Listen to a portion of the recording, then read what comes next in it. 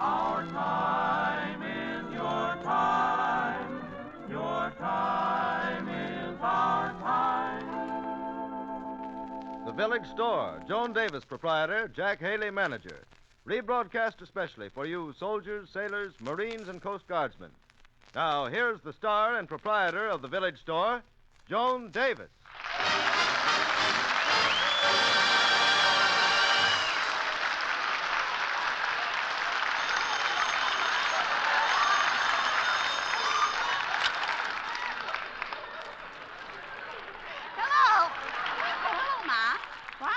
They keep calling, eh?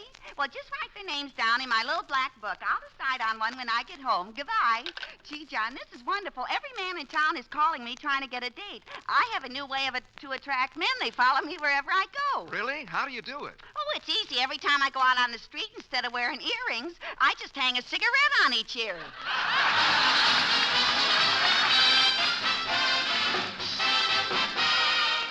Tonight, the Fountainaires, accompanied by Eddie Paul, bring us a new version of an old favorite, Somebody Loves Me.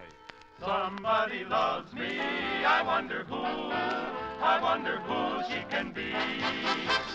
Somebody loves me, I wish I knew who she can be, worries me. For every girl who passes me, I shout, hey, baby, you were meant to be my loving baby. Somebody loves me, I wonder who, maybe it's you. Maybe it's you. Somebody loves me, I wonder who she can be.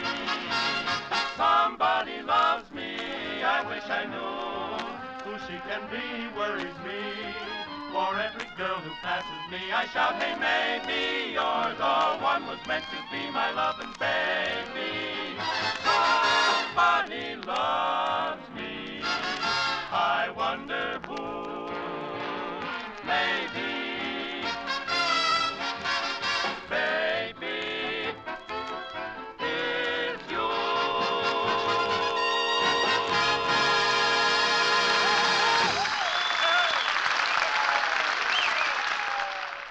Jack, you've got to lend me your car. Mine uses too much gas, and that's why my coupons are all gone. But why do you need a car? Because we're the only store in the village now not making deliveries. We'll lose business, and besides, people depend on us. Gee, you'd think I was trying to borrow it for a whole month. All I want it for is just 30 days. You can't have my car, and that's final. You ought to buy something to get around that doesn't use gas. Doesn't use gas? Yeah, you can get a bicycle to ride around town or a horse to drive around. Yeah, or I can get a jackass to kick me wherever I want to go. That I like. A jackass to kick you around. That I like. Well, thanks. The job is open in case you're interested. Oh, please, Jack, if you won't lend me your car for a few months, just lend it to me for tonight. It's very important. You see, I have a date with a soldier who's been overseas for 13 months, and this is his first liberty. You mean his first leave. Liberty is what a sailor takes. Soldiers never take liberties. Oh, you poor misinformed civilian. Look, Jack, you just gotta loan me your car for store deliveries. And besides, some night my soldier friend and I can drive up to Lover's Lane. Lover's Lane? It's so dark and lonely. What can you do up there? What can we do? We're gonna play gin rummy by the light of the fireflies. Look, son, we're going up to Lover's Lane so we can S-P-O-O-N. Get it? S-P-O-O-N. Yeah, but where are you going to get cigarettes? Gee, I could have sworn I spelled something else. Oh, well, Jack, I can see you've never been up to Lover's Lane. Oh, no, I've gone up there many a moonlight night, but it's no fun. Well, that depends on what girl you take. Oh, you're supposed to take a girl? Oh, no, bring the rain barrel inside, Mother. I have a drip in the store. Jack, are you going to lend me your car or not? Jack. No, I'm Joan. All right. Joni, gas is too tough to get. Well, but if I can't make deliveries, I'll lose a lot of business. Gee, it's a serious problem. Well, there's a very simple solution. Don't use a car. Get something else. Why don't you buy a bicycle or a horse or something? Well, maybe you're right, Jack. Hey, you know something? I got $100 to spare. Gosh, I wonder what I can buy for that. Well, I don't know. You could get, Hey, Joni, look who just drove up in front of the store. Penny Cartwright. And she's in that new horse and buggy your father gave her last month on her birthday. See, that outfit wouldn't be bad for me. I wonder if I could talk her into selling it for $100. I doubt it. Well, I have a very shrewd business mind. I can outsmart Penny any day. And furthermore... Quiet, Joni. Here she comes now. Hello, Penny. Oh, Jack, I'm so upset. What's wrong, dear? Well, my shafts are all bent and out of shape. What should I do? Well, wear slacks and nobody will notice them. Miss Davis, please. Not only are my shafts bent, but my chassis is warped. Well, if your shafts are bent and your chassis warped, there's only one thing for you to do. What? Put yourself up on blocks for the duration. Joni, she's talking about her Surrey. Oh. Just what seems to be wrong, Penny? Oh, I'm having so much trouble with the Surrey. Last night I went riding and my axle got out of line again. Who got out of line? My axle. I don't know what to do. Well, you just tell Axel he ain't better behave himself. You said it. Look, kid, out of the kindness of my fair and square heart, I will give you the unheard of sum of $5 for your horse. $5? Why, that horse is worth at least $500. Oh, you drive a hard bargain. Penny, are you willing to compromise? Well, yes. Good. Now, if you come down a little, I'll come down a little. I'll give you $3. Miss Davis, don't be ridiculous. This horse is one of the best my father has on his farm. Oh, your father has other horses? Well, maybe you'll sell me one of those. Oh, I hardly think so. They're all expensive race horses. Hasn't he got anything else? Well, yes, he has one that does the heavy work. She's just an old nag that he's had around for years. That's no way to talk about your mother. Davis. Look, kid, won't you sell me the horse for $100? I certainly will not, and I don't intend to stay here another minute. Goodbye. Well, looks like I don't get her horse and buggy. Well, it was your own fault, Joni. You've got to know how to handle Penny. You're too aggressive. You've got to be diplomatic like me. Like you? Yeah, now what would happen if every time I went out with Penny, I demanded a kiss? What would happen? I don't know. I got to try it sometime. Maybe I'll get one. Oh, well, I don't need a horse and buggy. I can get some other mode of transportation. What's that? Oh, it's a guy on a motorcycle just pulled outside the store, alongside this curbstone. Upside down, Yeah, backwards? and a curbstone. Oh. A motorcycle? Yeah. Hey, that'd be a swell thing for me. I wonder if the man will sell it to me. I don't know, but it looks like you'll get a chance to ask him. He's coming in the store. Swell. Watch me use my bargaining powers on him. Well, your bargaining powers didn't work on Penny. Yeah, but this is a man, and I know how to handle men. If you want to get something out of a man, all you have to do is talk his language. How do you do, sir? What can I do for you? Salutations. Pardon the intrusion, but if my assumption is correct, this is an apothecary. Hmm? I am suffering from a cranial disturbance, and I should like to obtain a medicinal sedative. Huh? Go ahead, Joni. Why don't you talk his language? Well, I will as soon as I find out what language he's talking. Now, what is it that you wanted, Bub? My dear girl, what I'm trying to convey is that I need an aspirin. Well, how bad do you need it? Oh, very bad. Okay, I'll make a trade with you. I'll give you an aspirin if you'll give me your motorcycle. Huh? Give you my motorcycle. Yes. What she means is that she wants to buy... I want to buy your motorcycle. It's standing out in front. Oh, no, I can't sell you that. But if you want to buy something, I'm selling encyclopedias. Oh, who wants a three-wheeled bike? My dear sir, would you explain to this girl that I'm selling the Encyclopedia Britannica? Tell her just what this English encyclopedia is. Why, sure, Joni. The Encyclopedia Britannica is a bicycle you have to drive on the left-hand side of the street. For your edification, it is not a bicycle. Look, I have one with me. This is an encyclopedia. How do you like it? Very pretty, but it doesn't look enough like a motorcycle. My dear girl, it's a book. And what a book. It contains chapters on science, medicine, astrology, astronomy, and law, to name a few subjects. and it's all yours for the nominal fee of $100. But I don't want it. I want your motorcycle. I'm sure if you glance through it, you'd change your, shall we say, mind? Shall we? All right. Well, I'm going down the street for some lunch. I'll leave the book with you two to peruse. Goodbye. By the way, I'm leaving my motorcycle in front of your store. Please keep an eye on it. Okay. Hey, Joni, what did he say we should do with this book? Peruse it. Go ahead, Jack. Start perusing. Now, you do it first, and if you like it, I'll try. You know, Jack, maybe I ought to buy this book. I can stand the education. I got a problem. Should I buy this book and stay home and read and become smart? Or should I buy a motorcycle and be a dope who gets around? Or would I rather be a pig? Every little breeze seems to whisper Louise. Birds in the trees seem to twitter Louise. Each little rose tells me it knows I love you. I love you. Every little beat that I feel in my heart seems to repeat what I felt at the start.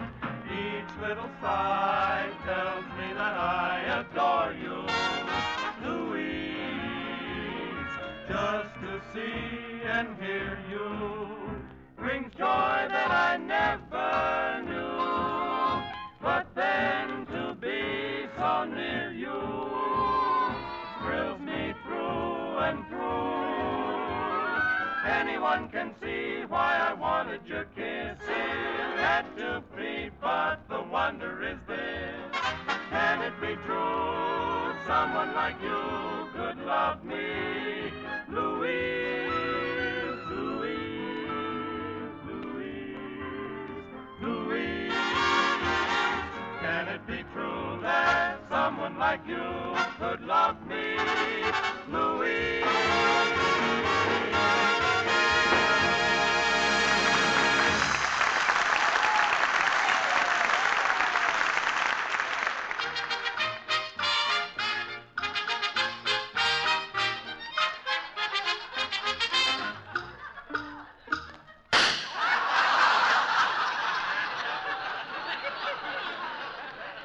If I'm going to dance in the store, I better change my hairstyle. My bangs keep going off.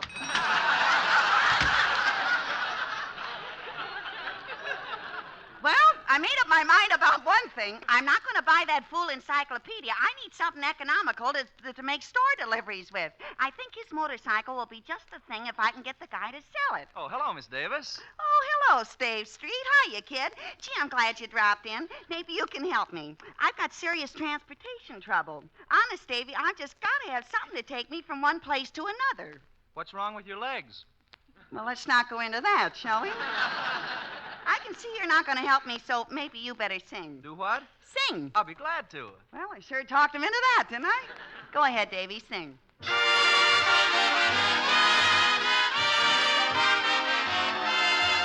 Heaven, I'm in heaven, and my heart beats so that I can hardly speak, and I seem to find the happiness I see when we're out together dancing cheek to cheek. Heaven, I'm in heaven, and the cares that hung around me through the week seem to vanish like a gambler's lucky streak when we're out together dancing cheek to cheek.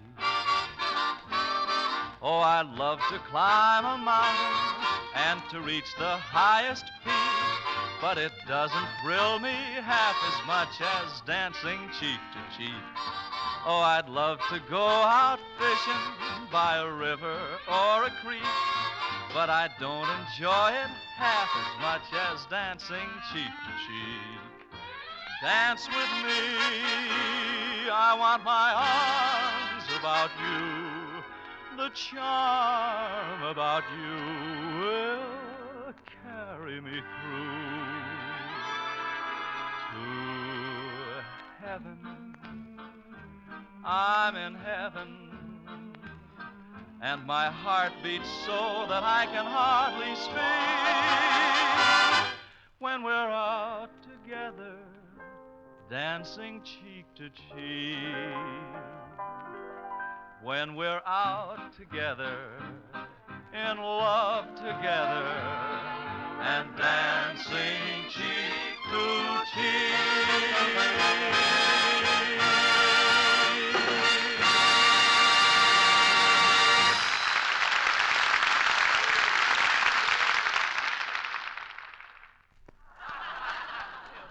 Please, Jack, come on outside with me. I want to look at that guy's motorcycle he left standing out there. Okay.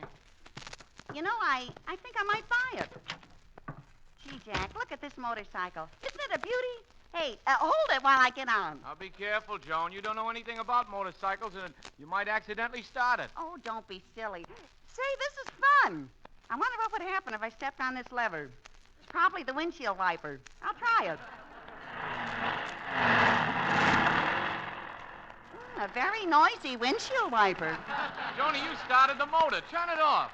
Okay, I guess this other lever turns it off. There. Joni, you're moving. Stop it. Stop. Jack, I can't steer it. Help me. Look Help! out, Joan. You're heading for that auto across the street. You're going to hit it. Look out, Joni.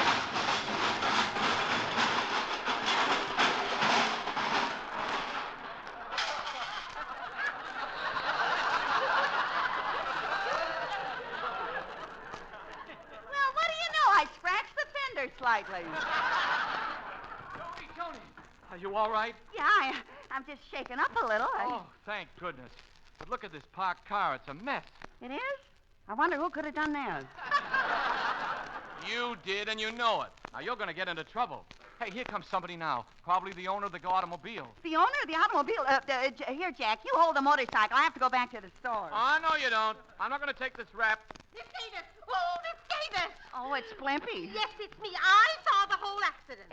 You did? Yes. Good. Then you'll be willing to testify that this parked car, without a driver, mind you, backed up and hit my poor little motorcycle. That is not true. You ran into this car. Not only that, I was walking along minding my own business, and you almost knocked me down with the motorcycle. Have you got a license? Do I need a license?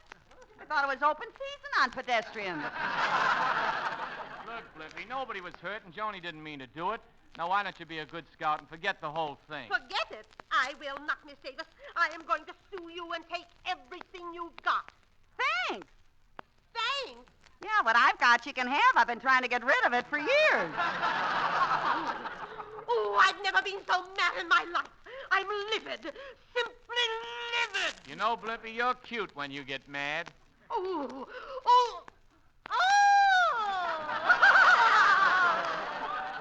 Do you really think so, Mr. Haley? Yeah, when your face gets red, it looks beautiful. Oh, you're just saying that. Oh, brother, she's soaking that oil up like a rusty hinge.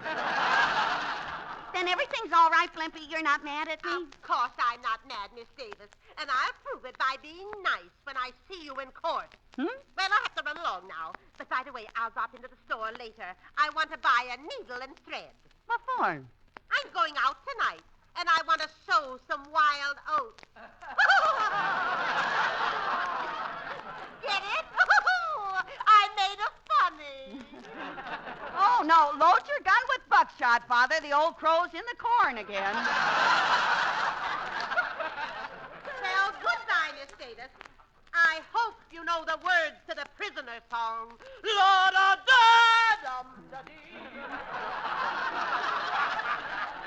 Gee, Jack, she sounds serious. She's really going to sue me. And wait till the owner of this car sees what I did to it. Then I'll really be sued. Don't worry, Joni. I saw the whole thing, and I'll testify for you. I'm your pal, and I don't care whose car it is. I'll say it wasn't your fault. I'll swear it wasn't your fault. Pardon me, good-looking. Did you see who banged into my car? I, Whose fault was it? Oh, it was her fault. Oh, so it's your car, is it, Scarlett O'Harrigan? Did you do this, Miss Davis? Me? Why, of course not. How can you stand there and accuse me so justly? Maybe I can help you, though. I saw the whole thing. You did? Mhm. Well, tell me, who did it and which way did he go? You said it. Oh, Miss Davis, you're not helping any. Mr. Haley, honey child, I implore you, will you help poor little old me? Will you? Who do you want bumped off? I just want to know who smashed into my car. Well, Jack, don't talk, and I'll give you a $5 raise. now remember the name is Haley, and a Haley cannot be bribed. Oh, that's too bad, because if you told me I was going to give you a great big kiss, but I guess that's bribery, too. Bribery, shrivery, pucker up, babe. Well, a bargain's a bargain. I'll kiss you when you tell me who hit my car. Ready? Ready. Contact. All right, now tell me, who hit my car? Honey, I can't remember a thing. Kiss me again and refresh my memory. I'm sorry, one kiss is my limit. Don't try to raise the ante. Oh, come on. Raise the ante. How do you like that? He has to plead with her to raise the ante when here stands a girl who's willing to play for table stakes.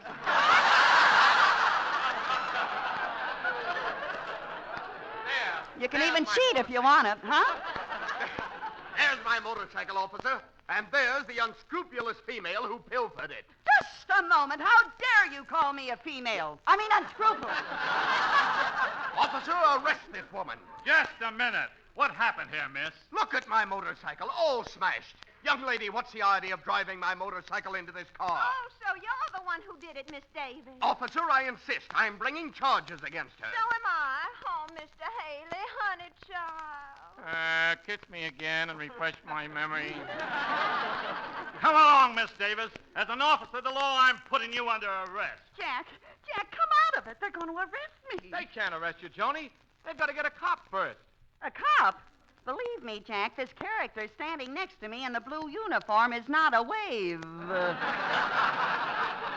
Come along, Miss Davis. You can explain the whole thing to the judge. Jack, do something. Do something. He's taking me away. Don't worry, Joni. I'll take care of everything. I'll see you in the judge's chambers.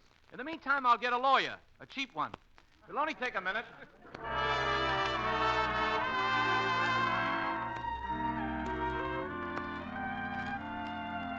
Every day of my life, you've been near to me. Though the love that we knew is no more, you're still dear to me. With each breath I take, I just fly away. Tender thoughts of you fill my heart. Memories will never part. Every day of my life, I'll live just for you. And I'll treasure each moment we spent when our love was new.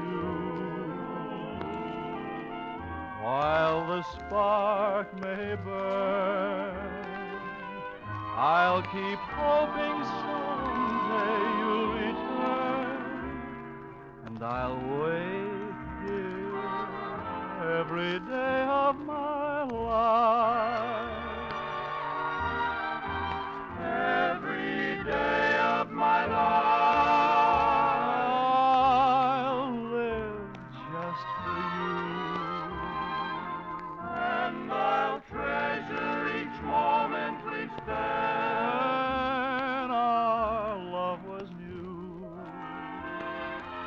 While the spark may burn, I'll keep hoping someday you'll return. And I'll wait every day of my life.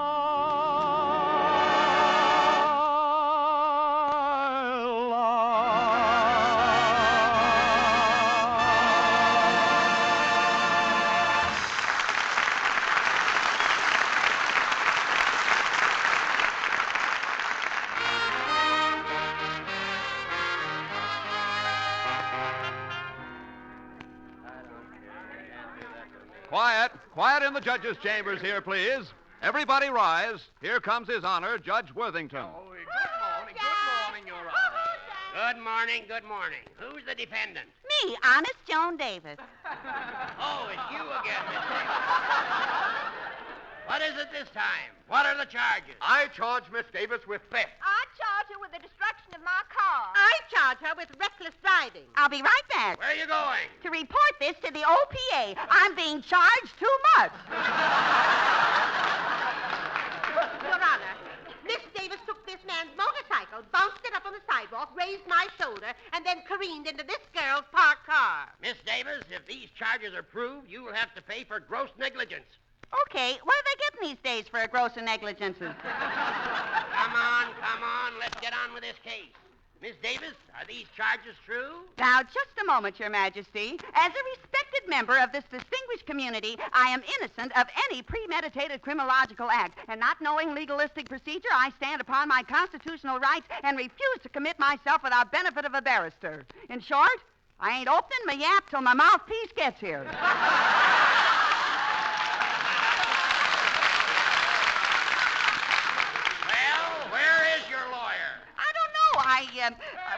Wait. Don't say anything, Joni. Oh, Jack, thank goodness you're here. Where's the lawyer? I want to get out of here. You're practically out. I thought it over and decided not to waste your $100 on a lawyer. I got a better idea.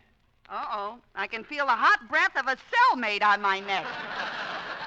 The encyclopedia that guy left at the store had a chapter on law, so I read it. And with the legal knowledge I acquired, I am here to defend you. You're going to defend me? Dust off the electric chair, Warden. I'm in for a shock, I fear. Now, don't worry, Joni. Leave everything to me. I know what I'm doing. I hope so. Miss Davis, now that your lawyer is here, let's get on with this case. Your Honor, in view of the fact that this case is ipso facto, habeas corpus, and mandamus delicti, and as I want a fair trial for my client, I demand that the courtroom be cleared. Get rid of these people. But these people are all witnesses. That's what I want to get rid of. Your Honor, what are the charges? And we deny them.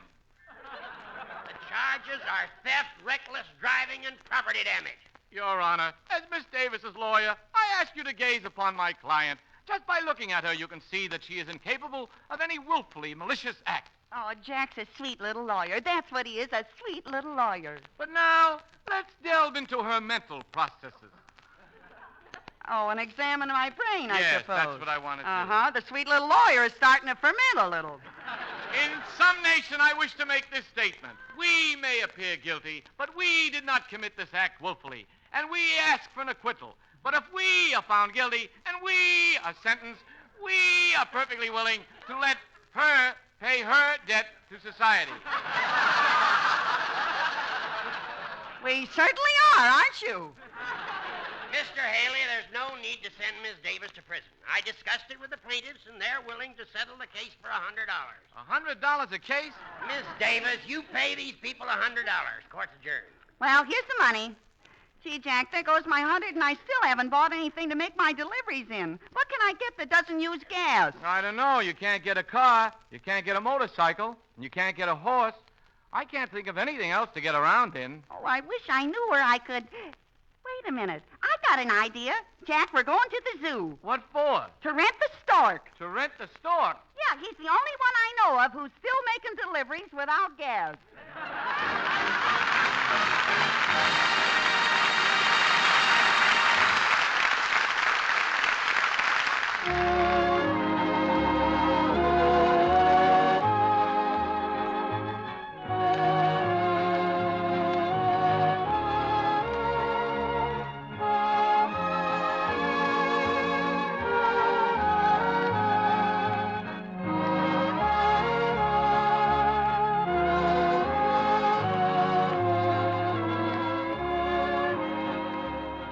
This is the Armed Forces Radio Service.